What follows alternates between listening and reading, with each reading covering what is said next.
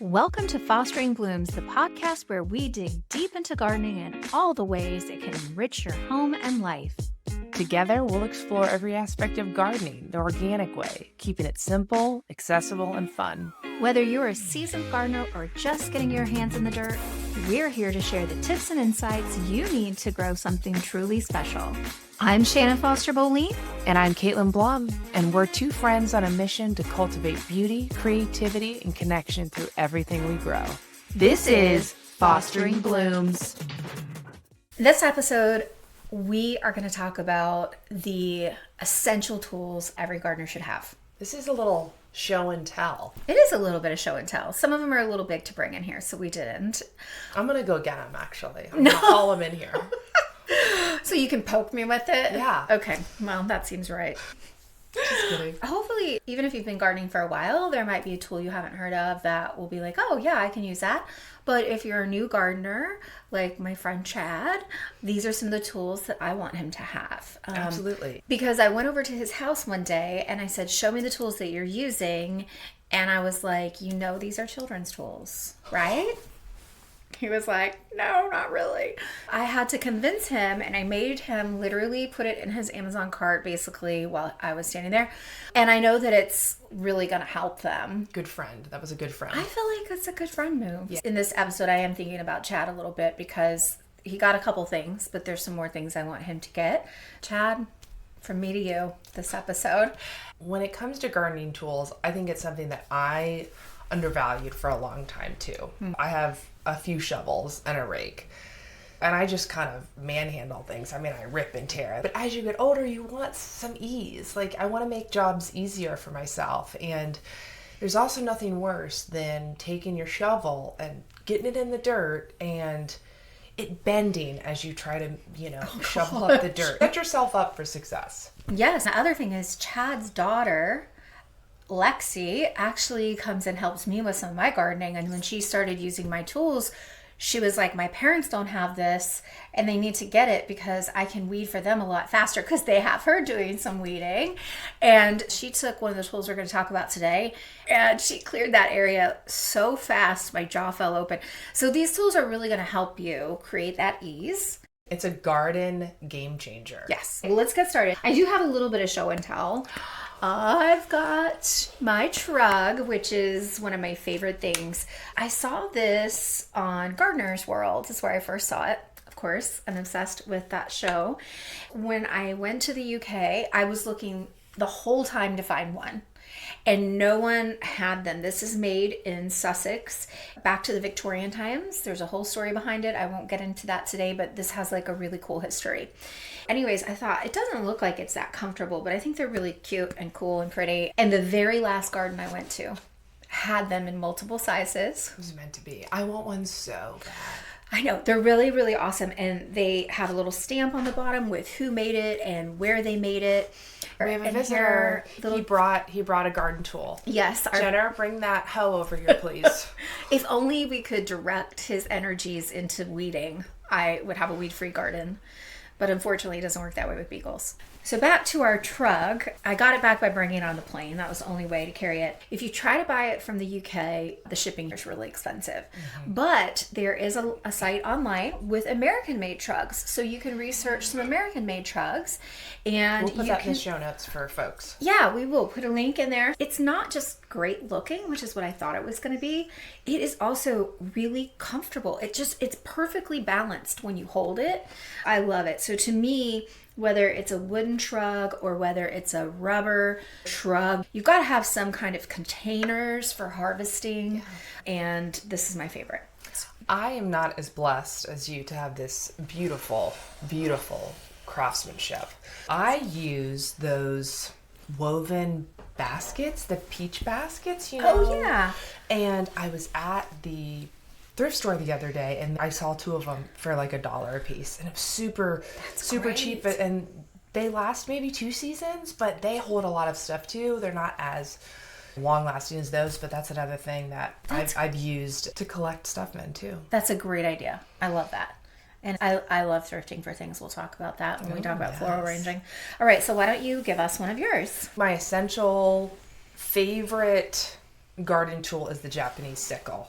You introduced me to this tool, and it changes your life when it comes to weeding. Weeding with ease. I hate weeding. I mean, who likes weeding, right? But this tool specifically is a curved blade. Do we have one in here? Well, I have one. This is a serrated, smaller version. The one you're talking about is probably 1.5 times. If you're watching video, you'll see this, but it's a curved blade and it's sharp with a serrated side. That's nice. The little serrated edge on there. It's great for putting flat on the ground, getting it under the soil a little bit, and then scraping straight across, and it pulls the weeds out from the root, which is really important because when you're weeding, got to get that root out. It's going to grow back. So the Japanese sickle is a great weeding tool and can be easily obtained on Amazon. And it's like $15-20. Yeah, not bad. Not bad at all.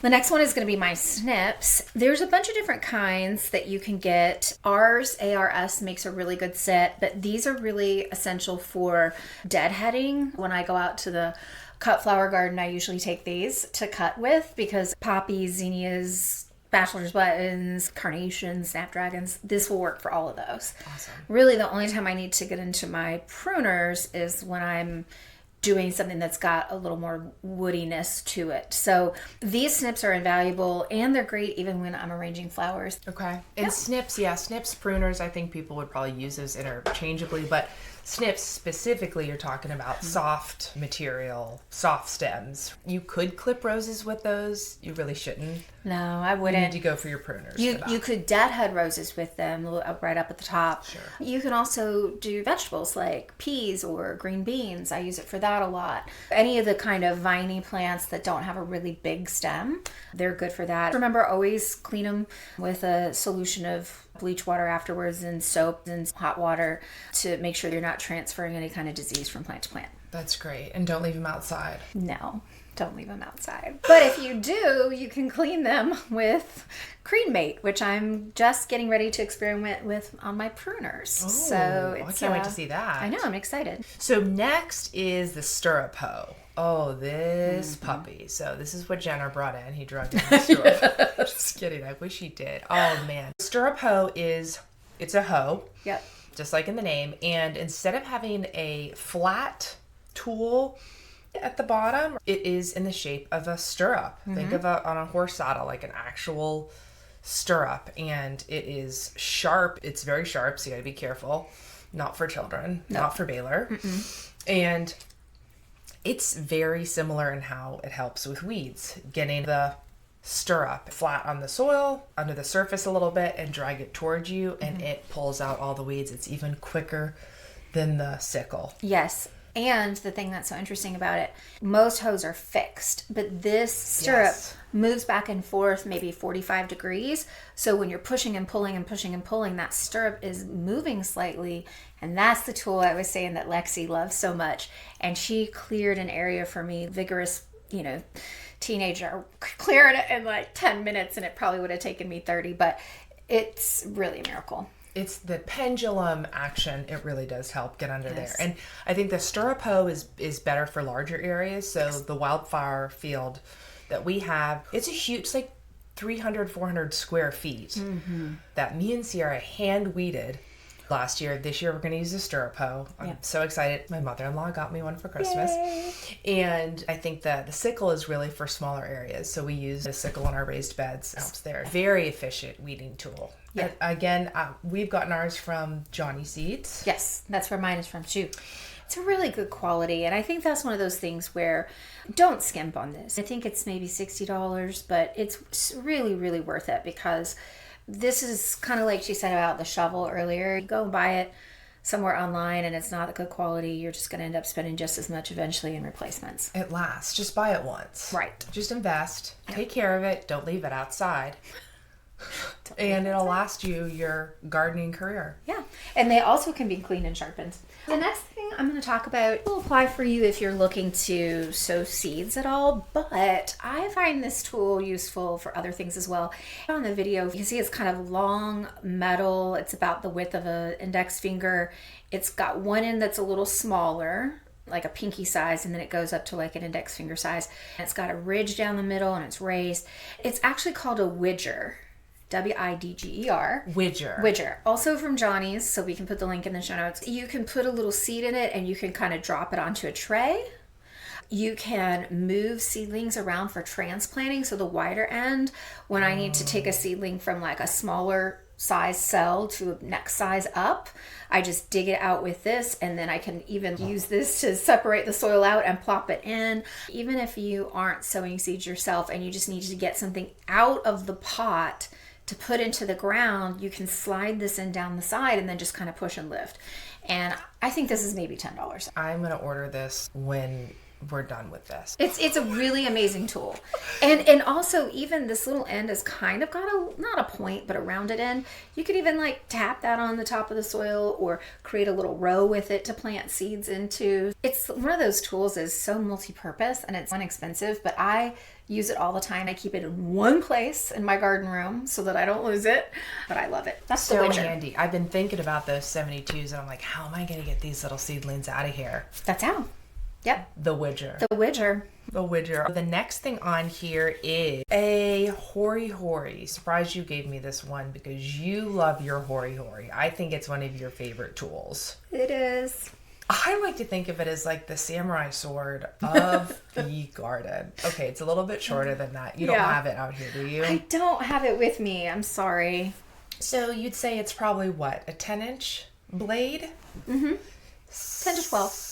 Serrated on one side, and then just sharp on the other, pointed at the bottom. And it is great for cutting roots. You can weed with it as well. Yes. Digging trenches. Yes. What else do you like to use it for? Transplanting plants a lot. This is one of the tools I made Chad order. Okay. So he had to order the sickle and the Hori. I use it a lot in planting outside. So if I need to dig a small hole to put something in, and it's just really good for clearing an area of weeds and then just digging that small hole. I also use it for raised bed planting. I mean, it's just so multi-purpose. I don't even really use a trowel that much anymore, to be honest, because the Hori can put the soil back on, it can dig the hole, it can get rid of the weeds. That's very universal. Very universal. I have one trowel that I use, and there's lots of really cute trowels out there with little patterns on them and stuff, but those are the ones you put on the ground and they bend. Yeah, they're cute, so I keep them placed around, but I have one very sturdy trowel that I use. It sounds like a Hori. I mean, could replace your trowels, your pretty trowels. It's close. I mean, the only difference is a trowel has a little more space. You know what I mean? It's got a little more room, where the Hori is a little more narrow. I feel like trowels are the things that people just give people when they hear they're gardening, but they don't really always give them the best ones. So I would start asking for Hori. The next one and my last one, because I could go on. These again are essential tools. I have a watering can that I love, and it's a Hawes watering can, which is an investment. So this watering can, it holds, I think it's 5 gallons. I'm going to put a link in the show notes to the product itself. It's large. It's very heavy when I fill it all the way up. And it does cost quite a bit, but the reason I like this big one is because, you know, if you're going to walk out to water some planters and you've got some big planters, you don't want to have to make 30 trips. I also put it in the garden room. I fill it up and then I just tip it over into my smaller watering can and fill up my little watering can and then go water all my seedlings that way. Their product is just so well made. I'll have it for my whole life. It's not going to rust. It's not going to go bad. And then I can buy multiple smaller watering cans as well for different purposes. But as far as a big one goes, especially if you don't have drip irrigation in some of your beds or you have an area where a hose can't reach, you're going to want to have a big one to take out there. Yeah, I know exactly which one you're talking about. She is a big girl, and her spout is not a shower spout. It is a open spout. It is, but it actually does have an attachment. You've just never you've just never seen me use it, because what I find is when the places I'm going with this big watering can, they don't need a sprinkle. You might have the need, and they do give you the rosette that goes on the end that will be the appropriate sprinkle amount for that size of can. And I do have a small copper one by them that I absolutely love as well. It's a great holiday gift to ask for. I need to get a good watering can. I need to get a big one. I have extremely long hoses hooked up everywhere. My girl's got long hoses. Everybody. Really long. She's got long hoses. But a big watering can. I'm glad you put that on there. Yeah. Okay. All right. Last one is tarps.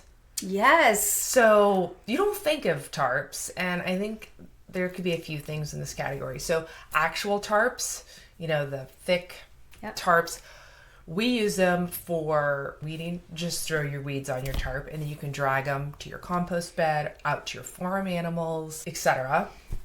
I think in the tarp category too, we could put...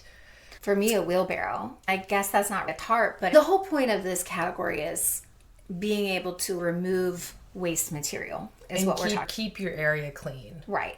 And so with tarps, the great thing about them is, yes, you can put branches and a lot of bigger things on there that you wouldn't be able to put into a wheelbarrow.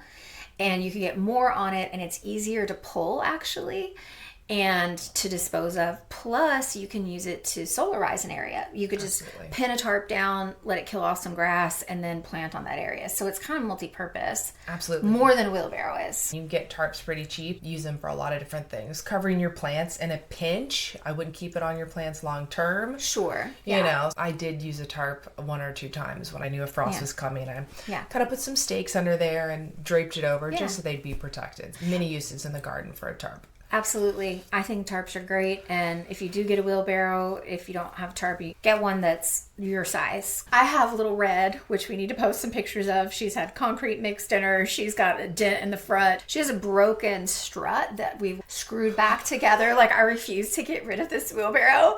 It's like Goldilocks. Like, it's just the perfect size for me. So if you get a wheelbarrow, just make sure that you get one that works for you, because even though landscapers can get these wheelbarrows and load them up with 20 loads of, mulch, I can't carry that much. Yeah, you need, Goldilocks. You need your size. I have a little bit bigger one, taller, so get what works for you. I love it. Well, that's good. That rounds out our list, and hopefully there's something on there that you want to go experiment with. That you don't have and you think would be helpful. I feel like if you don't have any tools to start out at all, you cannot go wrong with the list that we gave you. Obviously, get a shovel. Okay, we think that goes without saying, right? Yeah, good shovel. I hope you have a shovel. We really didn't even cover shovels here. I think one pointed spade will get you what you need to do. If you could pick one tool out of all these, I know what it would be. I don't even know why I'm asking you that. I think I just want you to say it. Hori.